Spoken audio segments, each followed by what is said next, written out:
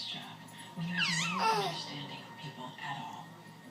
I know you better than you know yourself.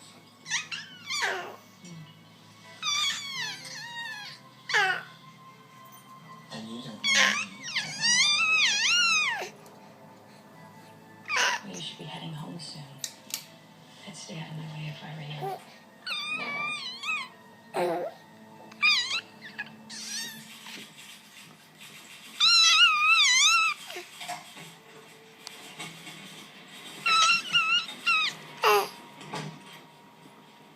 Meeting tomorrow with the colonel is on.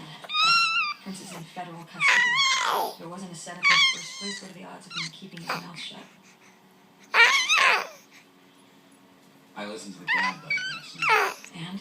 3 times yesterday, somebody knocked on Gad's office door to say they had an update. 3 times he stepped into the vault and heard footsteps as they walked out of the office. Could be them setting us up with the colonel, or could be them running any one of their other operations.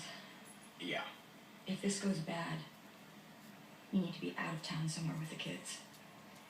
It goes like this. They let the meeting run. So they have tapes on me for my trial. And they swoop in, arrest me.